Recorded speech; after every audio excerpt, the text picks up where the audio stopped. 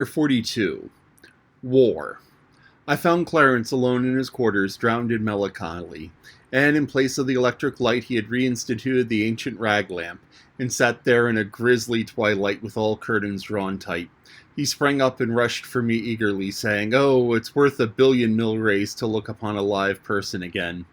He knew me as easily if I had been disguised at all, which frightened me. One may easily believe that. "Quick now, tell me the meaning of this fearful disaster. How did it come about?" "Well, if there hadn't been any Queen Guinevere, it wouldn't have come so early. But it would have come anyway. It would have come on your own account, and by luck, it happened to come to the Queen's. And Sir Lancelot's? Just so. Give me the details. I reckon that you will grant during some years there has been only one pair of eyes in these kingdoms that has not been looking steadily askance at the Queen and Sir Lancelot. Yes, King Arthur's. And only one heart that was without suspicion. Yes, the King's. A heart that is incapable of thinking evil of a friend. Well, the King might have gone on, still happy and unsuspecting to the end of his days, but for one of your modern improvements, the stock board. When you left, 3 miles of the London, Canterbury, and Dover were ready for the rails, and also ready and ripe for manipulation in the stock market. It was a wildcat, and everybody knew it. The stock was for sale at a giveaway. What does Sir Lancelot do but...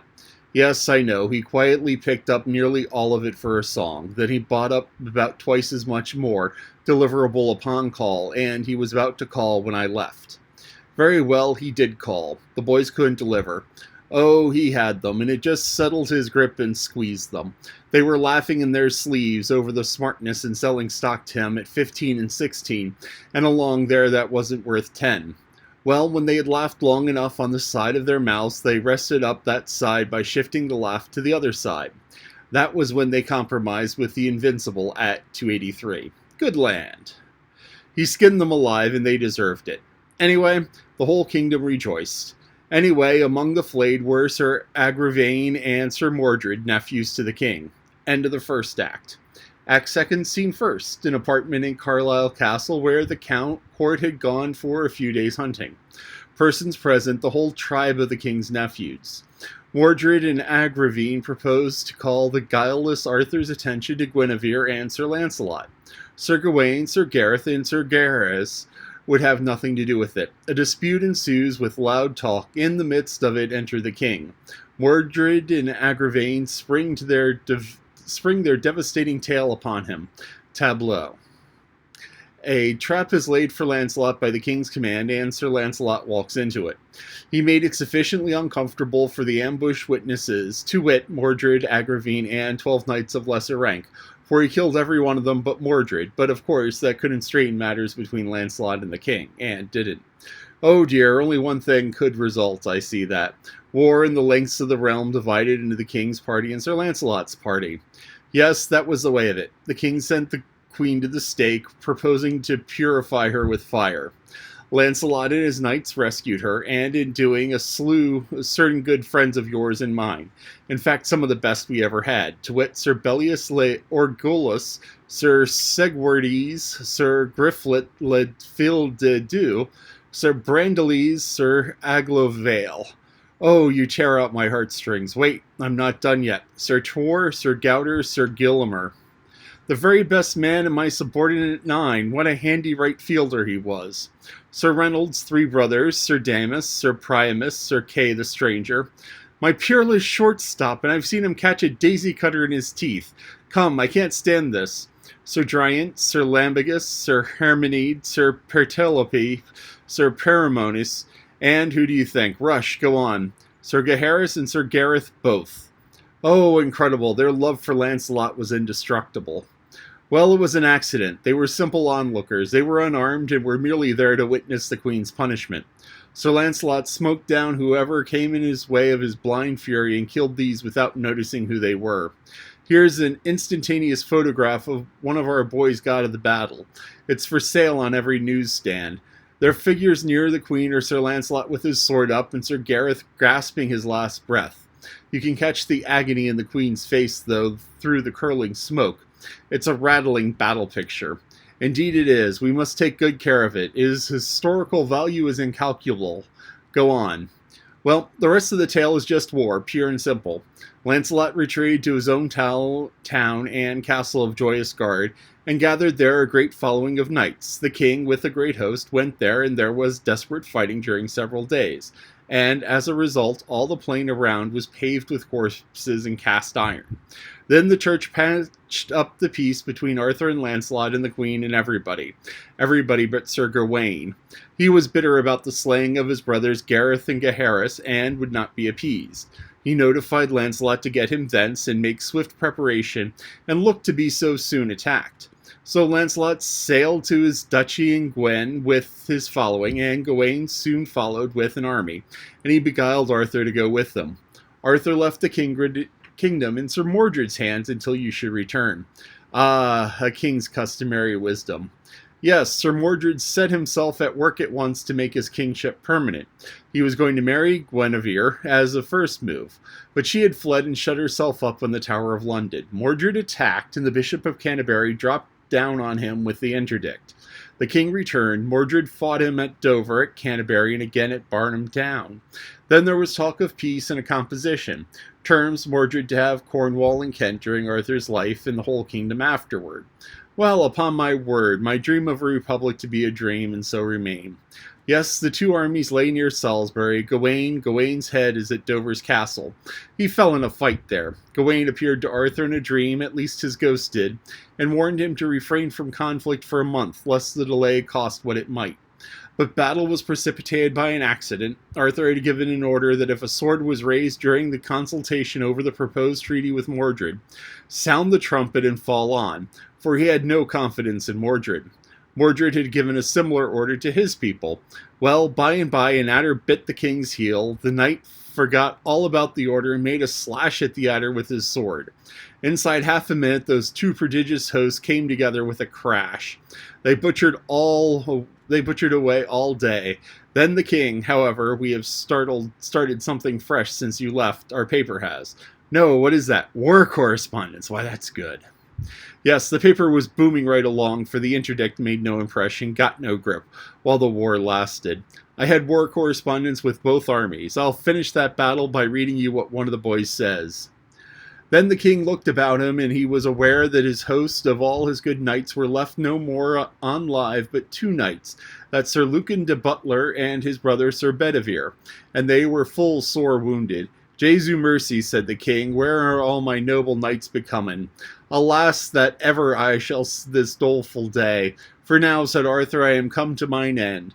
But would to God that I wist where that traitor Sir Mordred that hath caused all this mischief. Then was King Arthur where Sir Mordred leaned upon his sword among a great heap of dead men. Now give me your spear, said Arthur unto Sir Lucan, for yonder I have espied the traitor that all this woe hath wrought. Sir, let him be, said Sir Lucan, for he is unhappy, and if ye pass this unhappy day, ye shall be right well revenged upon him. Good Lord, remember ye of your night's dream, and what of the spirit of Sir Gawain told you this night. Yet his God of the great goodness hath preserved you hitherto. Therefore, for God's sake, my lord, leave off by this, for blessed be God ye have won the field, for here we be three on live, when with Sir Mordred is none on live. And if ye leave off now, this wicked day of destiny is past. Tide me death, betide me life, said the king. Now I see him yonder alone, he shall never escape mine hands, for at a better avail shall I never have him. God speed you well, said Sir Bedivere, and then the king gat his spear in both hands, and ran toward Sir Mordred, crying, Traitor, now is thy death day come. And when Sir Mordred heard Sir Arthur, he ran and at him with his sword drawn in his hand. And then King Arthur smote Sir Mordred under the shield, with the foin of his spear through the body more than a fathom. And when Sir Mordred fell, that he had his death's wound, he thrust himself with the might that he had up to the King Arthur's spear. And so right he smote his father Arthur with his sword, holden in both his hands, on the side of the head. That sword pierced the helmet and the brainpan, and therewithal Sir Mordred fell stark dead to the earth. And the noble Arthur fell in a swoon to the earth, and there he swooned oft times. It's a good piece of war correspondence, Clarence. You're a first-rate newspaper man. Well, was the king right? Did you get... Well, poor soul, no, he's dead. I was utterly stunned. It did not seem to me that any wound could be mortal to him. And the queen, Clarence? She's a nun in Almesbury. What changes, and in such a short while, it's inconceivable. What next, I wonder? I can tell you what next. Well, stake our lives and stand by them. What do you mean by that? The church is master now. The interdict included you with Mordred. It's not to be removed while you remain alive. The clans are gathering. The church has gathered all the knights that are left alive, and as soon as you are discovered, we shall have business on our hands. Stuffed with our deadly scientific war material, with our hosts of trained... Save your breath. We haven't 60 faithful left. What are you saying? Our schools, our colleges, our vast workshops. When those nights come, those establishments will empty themselves and go over to the enemy. Did you think that you had educated the superstition out of the people? I certainly did think it. Well, then you may unthink it. They stood every strain easily until the interdict. Since then, they merely put on a bold outside. At heart, they are quaking. Make up your mind to it. When the armies come, the mask will fall. It's hard news. We're lost. They will turn our science against us. No, they won't. Why? Because I and a handful of the faithful have blocked that game. I'll tell you what I've done. We've moved me to it.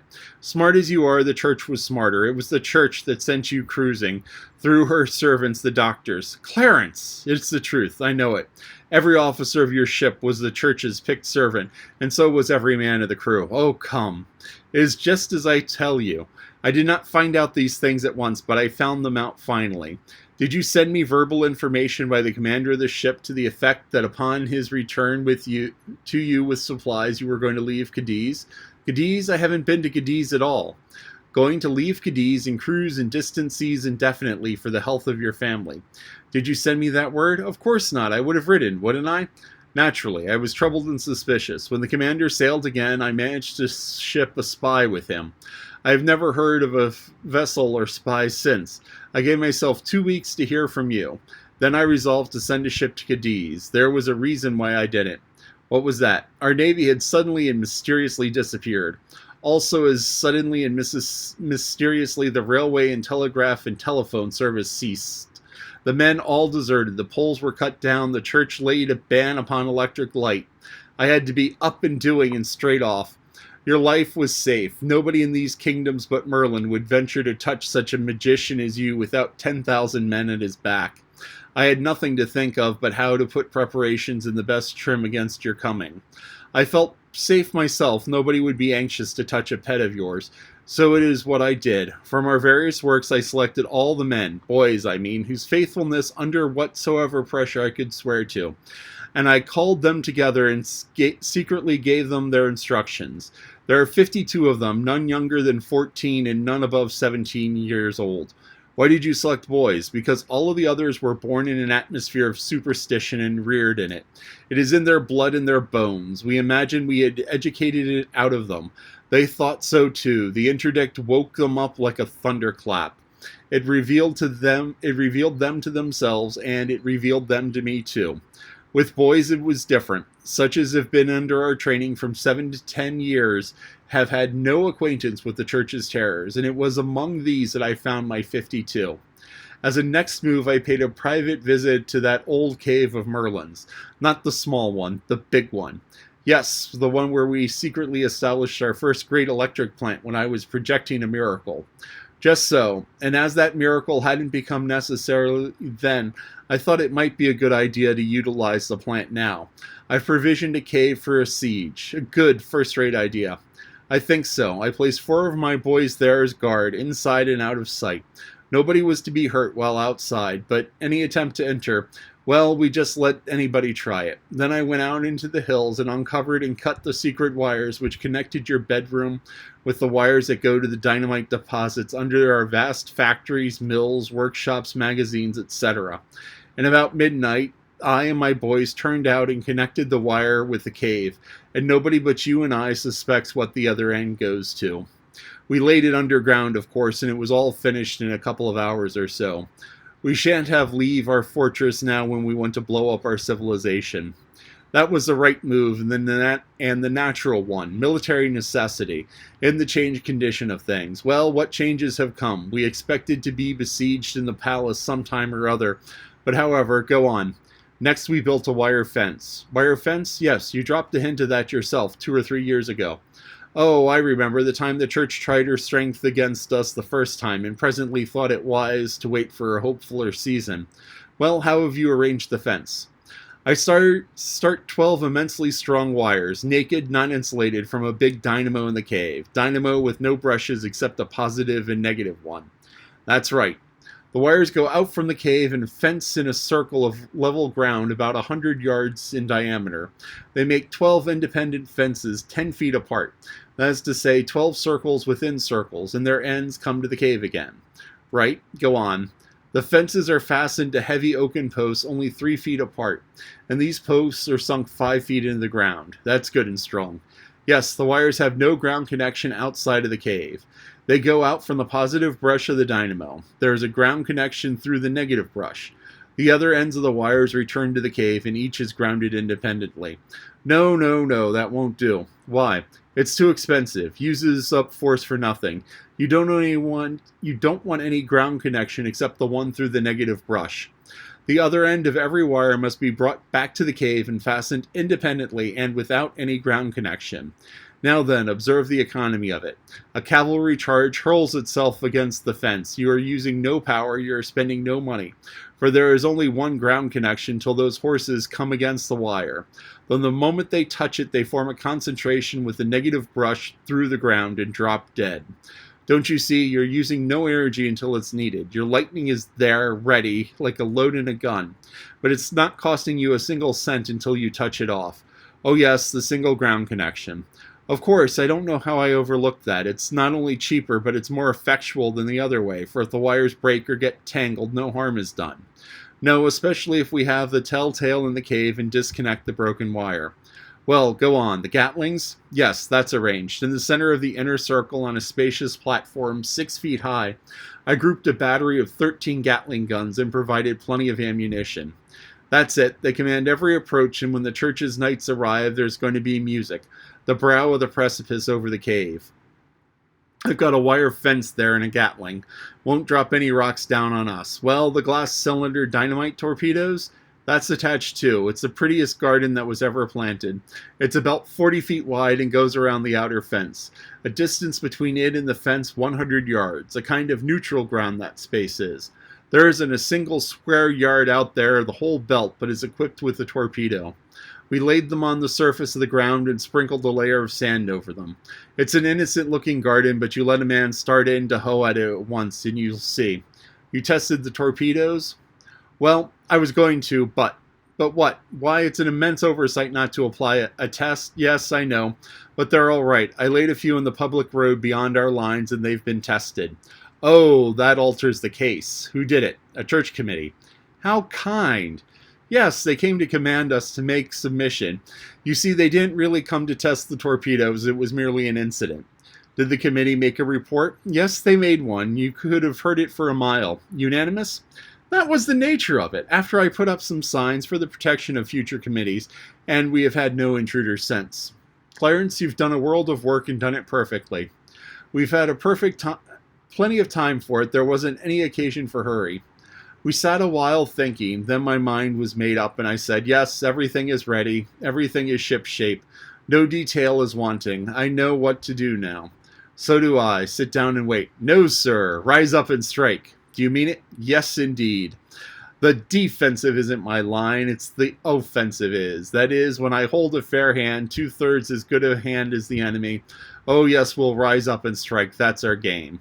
100 to 1, you're right. When does the performance begin? Now, we proclaim the Republic. Well, that will precipitate things, sure enough. It will make them buzz, I tell you. England will be a hornet's nest before noon tomorrow, and the church's hand hasn't lost its cunning. And we know it hasn't. Now, you write this down and I'll dictate it thus. Proclamation, be it known unto all, whereas the king having died and left no heir, it becomes my duty to continue the executive authority vested in me until the government shall have been created and set in motion. The monarchy has lapsed, it no longer exists. By consequence, all political power has reverted to the original source, the people of the nation. With the monarchy, its several adjuncts died also, wherefore there is no longer a nobility, no longer a privileged class, no longer an established church. All men become exactly equal, they are upon one common level, and religion is free. A republic is hereby proclaimed as being the natural state of the nation when no other authority has ceased. It is the duty of the British people to meet together immediately, and by their votes elect representatives and deliver into their hands the government. I signed it carefully, the boss, and dated it from Merlin's cave. Clarence said, "Why, that tells where we are and invites them to call right away." "That's the idea. We strike by proclamation, and then it's their innings. Now we have the thing set up and printed and posted right off. That is, give the order, and if you got me a couple of bicycles handy at the foot of the hill, ho for Merlin's cave. I shall be ready in 10 minutes, when a cyclone there is going to be tomorrow when this piece of paper gets to work. It's a pleasant old palace, this is. I wonder if we shall ever again, but never mind about that."